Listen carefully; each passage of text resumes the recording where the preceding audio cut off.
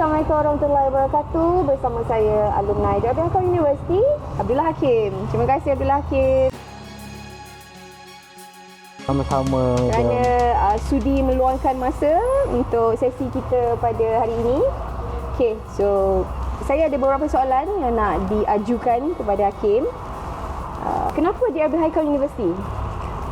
Kenapa Darabia Haikal University? Yang pertama, saya berbesar hati kerana dijemput, kerana saya berpeluang untuk berkongsi pengalaman saya di Darabia Haikal University. Dan untuk menjawab soalan yang pertama, kenapa saya memilih Darabia Haikal University?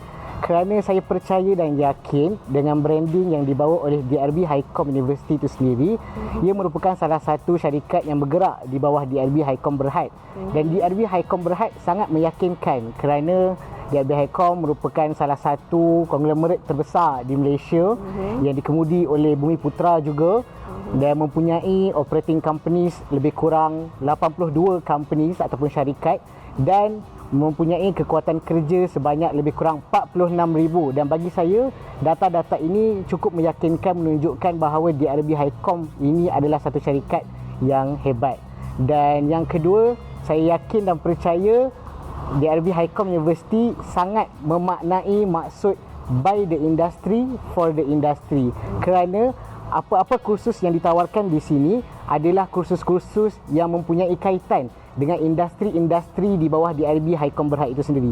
Antaranya, Darabia Haikal Berhad mempunyai automotif, Proton, Modernas dan lain-lain. Servis perbankan, Bank Muamalat Malaysia Berhad, DevTech sebagai defense sector in Malaysia.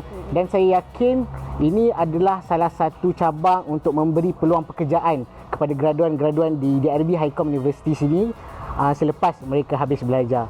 Dan yang ketiga, saiz kelas yang lebih kecil, maknanya student ratio student to lecturer itu dapat membantu saya untuk lebih memberi fokus kepada pensyarah dalam kelas, kerana dalam satu kelas itu tidak ramai pelajar, maknanya pensyarah boleh memberikan fokus yang lebih kepada pelajar-pelajar tersebut untuk bertanya soalan dan sebagainya lah. Okey. So, berapa lama tempoh pengajian Hakim dekat Darabia Haikal University? Saya dengan bangga ingin mengatakan bahawa saya memulakan pengajian tertiary saya sejak daripada asasi di sini pada tahun 2019. Kemudian saya menyambung pelajaran peringkat ijazah sarjana dalam Bachelor of Islamic Banking and Finance dari 2020 hingga 2023. Dan secara keseluruhan lebih kurang 5 tahunlah saya berada di sini. So, sepanjang 5 tahun pengajian mesti banyak memori, pengalaman. So, boleh kongsikan sikit tak? Apakah pengalaman ataupun memori yang tak dapat dilupakanlah sepanjang berada dekat Darabia Haikal University? Okey, baik. Kalau kita ingin berbicara tentang pengalaman, sangat banyak.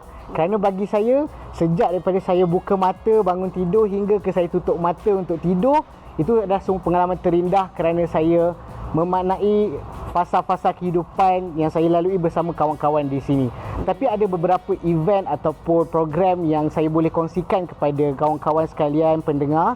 Antaranya, saya diberi peluang untuk menyertai ataupun bersama-sama dengan pasukan debat di Darabia Haikal University, mewakili universiti dalam program Piala Debat Pesuruhjaya Suruhanjaya Pencegahan Rasuah Malaysia. Dan saya sangat bangga kerana berjaya diberi peluang untuk mewakili universiti, dan kami dididik oleh pendaftar universiti sendiri ketika itu, Encik Nazro, dan kami menghabiskan masa setiap malam sebelum pertandingan untuk melakukan training, latihan, berdebat dan sebagainya untuk faham apa itu Akta Pencegahan Rasuah Malaysia dan sebagainya. Dan pada saya, waktu-waktu yang saya luangkan itu sangat penting kerana saya berjaya menimba ilmu yang baharu dalam bidang debat itu sendiri dan berjaya mengharumkan nama Darabia Haikal University itu sendiri di peringkat yang lebih tinggi lah. Wah, tahniah. Okey, so memandangkan tak lama lagi ramai akan mengambil peperiksaan SPM kan. So, apa nasihat Hakim kepada para lepasan SPM sekiranya mereka ni nak menyambung pengajian ke peringkat yang lebih tinggi? pada pendapat saya, pelajar-pelajar lepasan SPM ini sangat penting kerana mereka lah yang akan meneruskan aktiviti ataupun mereka lah yang akan membentuk negara kita ini pada masa hadapan, kerana mereka akan menjadi pemimpin seterusnya menggantikan kita semua yang ada di sini. Nasihat saya yang pertama adalah bagi saya, cuba yang terbaik untuk mendapatkan pengajian ataupun cuba yang terbaik untuk meneruskan pengajian di peringkat yang lebih tinggi.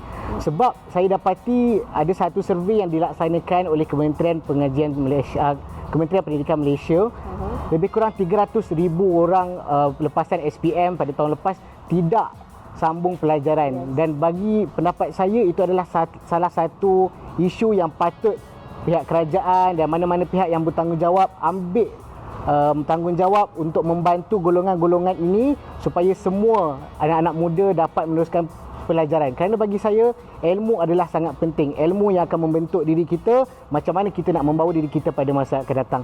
Yang kedua, jangan berhenti untuk belajar. Teruskan belajar dan sentiasa tunjukkan kesetiaan ataupun kesediaan untuk belajar. Baik daripada lecturer, belajar daripada kawan-kawan, belajar daripada even tukang penyapu pun kita boleh belajar banyak daripada mereka semua. Dan yang ketiga, hormat semua orang, termasuk kalau ketika belajar, hormat pensyarah, hormat sesiapa, staf dan sebagainya, kerana pada saya hormat itulah yang akan memberi keberkatan dalam hidup kita. Dan tanpa keberkatan ini, saya yakin dan percaya hidup kita akan lebih sukar. Dan jika kita menghormati antara satu sama lain, maka kita akan dapat hidup yang lebih mudah, dipermudahkan segala urusan dan sebagainya. So ilmu tu sangat penting lah kan. Betul bagi saya. Ilmu bukan terhad hanya sekadar di dalam bangunan universiti. Betul. So ilmu ni luas kan. Tapi madam, kalau saya boleh tambah, saya suka dengan pepatah adab dulu baru ilmu. Maknanya adalah sangat penting untuk kita disiplinkan diri kita dan berbudi bahasa, amalkan sifat-sifat yang baik, mahmudah dan sebagainya, supaya bila kita menuntut ilmu tu pun senang untuk diri kita serap dalam hati dan fikiran kita.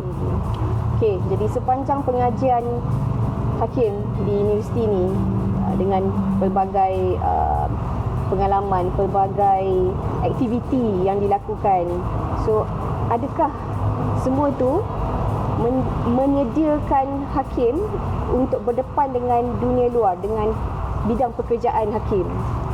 Okey, baik. Untuk menjawab soalan itu, saya rasa DRV Highcom University itu sendiri menyediakan pelbagai platform dan ia terletak kepada para pelajar itu sendiri sama ada untuk menggunakan platform itu sebaiknya untuk betul-betul maksimumkan peluang itu sebaiknya untuk menyiapkan diri untuk kita menjadi seorang pekerja yang lebih baik dan sebagainya. Kerana antara nilai-nilai yang perlu ada pada seorang pekerja yang baik adalah salah satunya kemahiran berkomunikasi. Dan pada saya, jika kemahiran komunikasi itu baik, maka kita ataupun mereka boleh get along dengan pekerja-pekerja, walaupun mereka bekerja di syarikat international sekalipun, syarikat lokal sekalipun. Kalau mereka ada kemahiran-kemahiran yang perlu ada dalam diri mereka, mereka akan membawa diri mereka dengan baik. Dan kemahiran-kemahiran itulah yang perlu dipupuk di sini menggunakan platform-platform yang ada, yang disediakan oleh universiti. Dan menariknya pada saya, bukan universiti saja boleh menyediakan platform. Kita sebagai pelajar sendiri mempunyai pelbagai cara untuk menyediakan platform kita sendiri, dan kita ajak rakan-rakan untuk sama-sama menggunakan platform yang ada, maksimumkan dan belajar sebanyak mungkin. Ya, sebab saya tahu Hakim sangat aktif dalam pengakap. Apa lagi? Banyak program kan yang awak buat, NGO punya program kan. Okay, so jadi DRV Highcom ni pada pendapat Hakim menjadikan Hakim sebagai seorang individu yang holistik atau tidak? Pada pendapat peribadi saya banyak belajar ketika saya belajar di sini, belajar macam mana untuk memaksimumkan diri saya ke arah yang lebih baik. Saya belajar macam mana nak improve saya punya kemahiran-kemahiran tertentu seperti kemahiran komunikasi, kemahiran kepimpinan, dan kemahiran-kemahiran ini ataupun soft skill ini bagi saya sangat penting untuk kita bawa diri kita ke arah yang lebih jauh. So, contohnya apabila kita habis belajar, kita akan tempuh alam pekerjaan. Dan alam pekerjaan ini bukan semudah yang orang sangka, banyak liku-liku, banyak cabaran-cabaran apabila kita berjumpa dengan orang baru, kita diletakkan tekanan oleh majikan dan sebagainya untuk capai KPI dan sebagainya. Tetapi apa yang saya belajar di DRB Highcom University ini berjaya pada saya siapkan diri saya untuk menjadi seorang yang lebih holistik dari segi insaniah dan juga dari segi keseluruhannya. Okay. Alright, terima kasih Hakim. So, saya bagi pihak DRB Highcom University ingin mengucapkan terima kasih kepada Abdul Hakim kerana sudi untuk meluangkan masa untuk menjayakan sesi pada kali ini. Terima kasih Hakim. Sama-sama, jumpa lagi.